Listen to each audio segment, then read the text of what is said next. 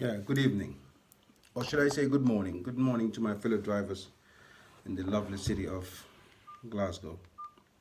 Yeah, today is the 27th of November 2019 and it's just 01:43 hours. Yeah, I just thought let me just bring you some updates, some news about what's happening around.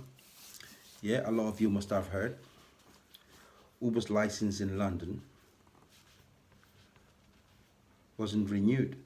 Yeah, the license lapsed on Sunday, so they were supposed to renew it on Monday. This Monday gone, yeah, the 25th. But the Transport for London refused to renew their license. Uber hasn't learned. You know, sometimes you have to learn, man. Sometimes you have to learn, big and serious, because there's some serious issue here. Uber came into this game, which is a cash cow. It's a cash cow. Taxi business is a cash cow for booking offices. It is. Yeah. That's why a lot of booking offices won't allow any rival private hire or taxi company within the area. They'll kill each other for it because it's a cash cow. Yeah, honestly, it is. You can rake in hundreds and thousands, you know what I mean, every week. Uber came into the cash cow business and all of a sudden did not land. You were just busy cashing in and not trying to kind of like protect the business, do the necessary, you know, security that's needed within the business itself, you know. And for that being the case, a big company like Uber, everybody would want a piece of that cake. See, when you're a big company like Uber, people will do everything to make a name for themselves of your reputation. Yeah, man, that's what it is. So if Uber was smart enough, you'll do everything that's necessary to secure the perimeter fence of your business. Yeah, make it, fortify that perimeter fence. Make sure you're safe. Yeah, and how are we gonna fortify that? Because you can't do that without the drivers. You need the drivers, man. The drivers are the ones, the root of your business, the root of your business. And if the root of a tree dies, the tree will not survive, man. If the root of a tree dies, the tree will not survive. So you have to feed the root of that business, which is us, the drivers. You have to look after us. When Transport for London made the C charge applicable to private hires, instead of you standing with the drivers shoulder to shoulder, you decided to stand on the side of the TfL. So those are the people that are fighting against you now because they know you're a backstabber. And you know, people don't love backstabbers.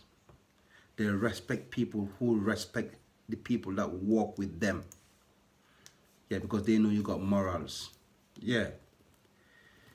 And now you're in deep trouble. Who do you think can bail you out? Your lawyers? Your money? Nah, none of them can bail you out. It's only the drivers who can bail you out. They could stand and fight for you to get bailed out. Yeah, man, protect your reputation. Make sure every destructive reputation that people are levying against you, these drivers can stand up and say that's not true. But you don't respect us, you don't rate us. So we aren't gonna fight for you, man. We aren't gonna fight for you. Yeah, and you see what's going to happen? A lot of councils now are waiting to see what's going to happen with the TfL.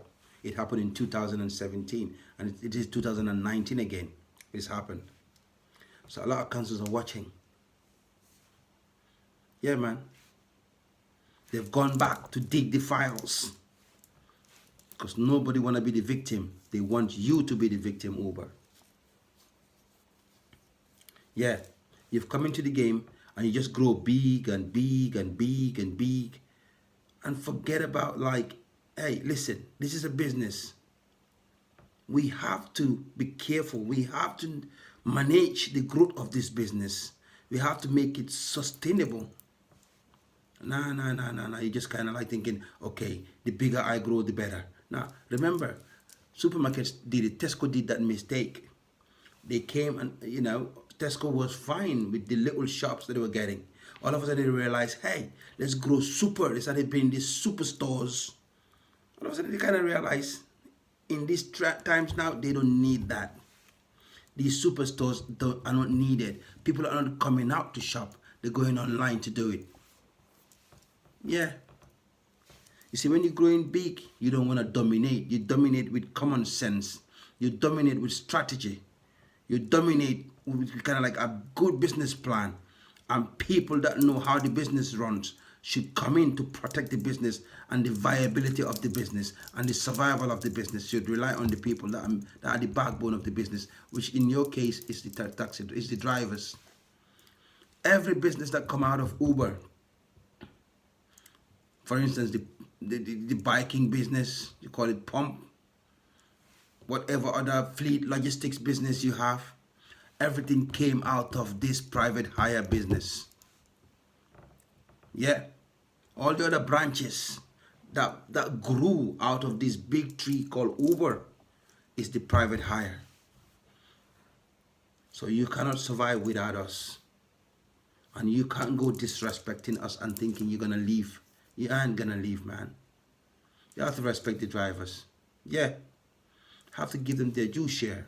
And for you to survive, you will have to get these drivers. You will have to get us into that board. Yes. You will have to get us. You will have to get us into that board. Because none of the people that you employ know how this business runs. None of them know how this business runs. Yeah. They think they can just look at numbers and KPIs and figures and statistics and make sure the business works. No, man. Taxi business is not like that, man. If you see the successful taxi firms, yeah, are being run by people who sat behind the wheel. They know how a driver feels. They know how a driver thinks. Yeah. They know how a driver wants things to happen. Those are the successful taxi firms. You came into the market in Glasgow. Uber came into the market in Glasgow and took a big chunk of the market share and almost put all the other private hire companies out of business. Out of business. Almost put them out of business. They were almost going out of business. Almost going out of business. Even black taxis were selling their plate. They were selling their plates. Yeah. And buying cars and registering as private hires just to be on the road because you were putting almost everybody out of business. But you became too complacent thinking you're too powerful. Nah, man, that's what complacency does, man. Because when you're complacent, you see the people you want to put out of business, they're ring fencing their business, looking at strategies, looking at ways and means of trying to kind of like counteract what you're trying to impose on them. And look at it now. They've regained that market share. Complacency is what you've done. And one other thing as well, Uber. Stop fixing the amount of money the drivers are supposed to take. Stop fixing it. It's none of your business to play God. It's none of your business to think you know how much money we're supposed to take. It's none of your business to think you can manipulate us. Stop fixing how much money we're supposed to take. You can't do that. We've got the experience. We know where to run. We know when not to run. If you carry on doing that, you aren't going to make any money at all. Your job is to facilitate, and that's why it stops. I've been saying this over and over again. Facilitate. And that's where it stops. If any driver is not happy with your facilitating and doing the right thing, let them move on to somewhere else. But that's where it stops. But you see, if you don't stop fixing with people's earnings, how much money they're supposed to make, you will go out of business because people are not fools. We're not stupid. Have you heard of the saying? You can fool some people sometime, but you can't fool all the people all the time. Yeah, man. If you want to stay in business, you got to do the right thing. The right thing have to be done, and it's easy. Some of your programming engineers are malicious, and I wouldn't be surprised that some of them have a malicious input a program I have a malicious input program into this system that you don't even know. Because you're not consulting us. You're thinking you're having an engaged team of few people.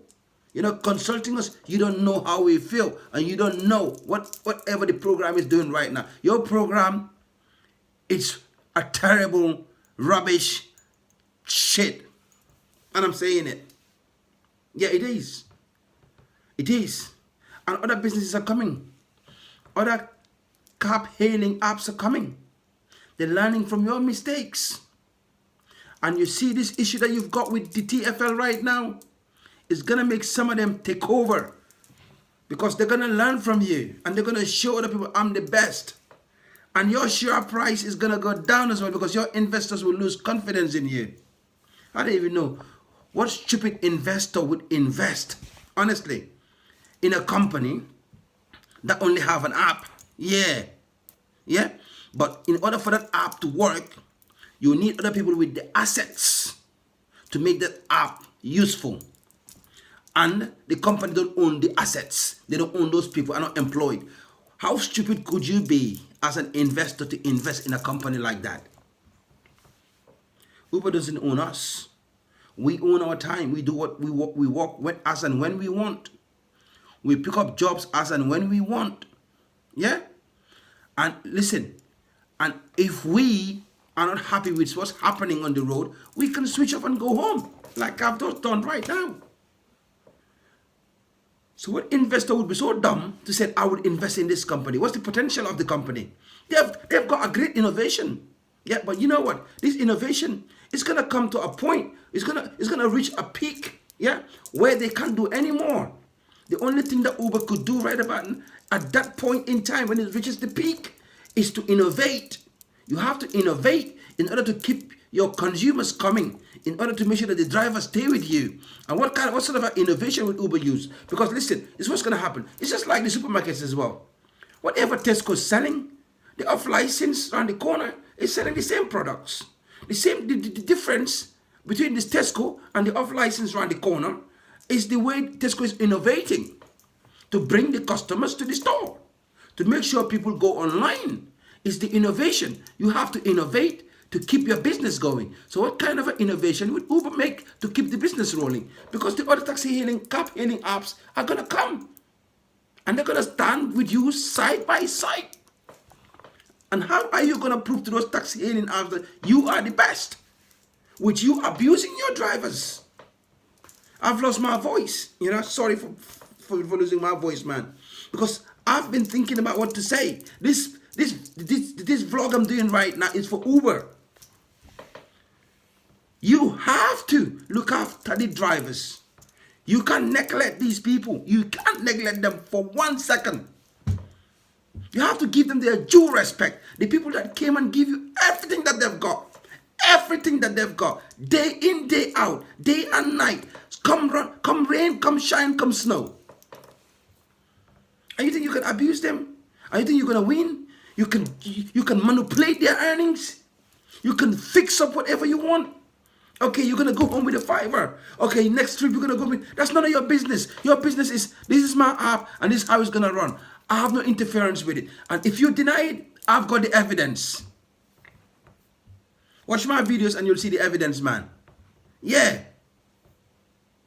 Stop manipulating the people's earnings.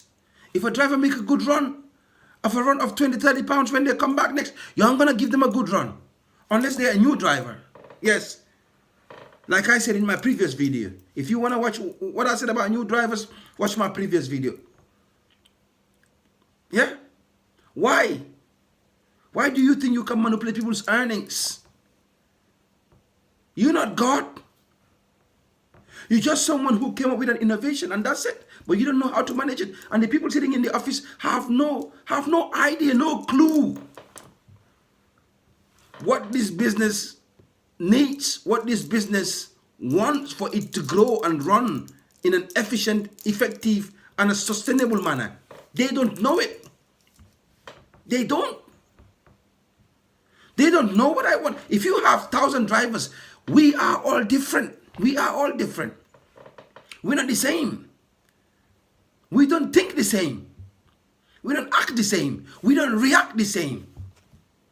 Our tolerance are different. Yeah, how do you want to put everybody in one basket? It's not going to be possible. Taxi business is the same as well. City, the laws, the regulations, the laws are different from city to city. City to city, they're different from city to city, and you're in over almost 700 cities. How can you cope with the different laws? Different laws in different cities. It's hard to cope. If you're making a product, you can make a product for Europe, for the for the 6 continents. You can make products for them. Okay, you can say, I'm going to make a product for Africa. I'm going to make a product for Europe. I'm going to make a product for America, and so forth, and so on and so forth. But taxi business, how many cities are in the world? And all the laws are different. They're run by local councils. How can you cope with that? What are the systems you've got in place to cope with that? What are the mechanisms you've got in place to cope with that? It's hard, it's difficult. So you have to be sensible, get the drivers in there to run this business. If you want to succeed, if you want the shareholders to get a return, get the drivers in this business. And this is my message for you, Uber. Yeah. If not, trust me, you lose London, you lose a lot of cities. Because London is a very vital city in your business. Yeah, believe it or not. Look after the drivers and stop fixing their earnings. That's how I'm going to close today. Stay blessed to all my fellow lovely drivers in this lovely city of Glasgow. Till I come your way again, peace and good night.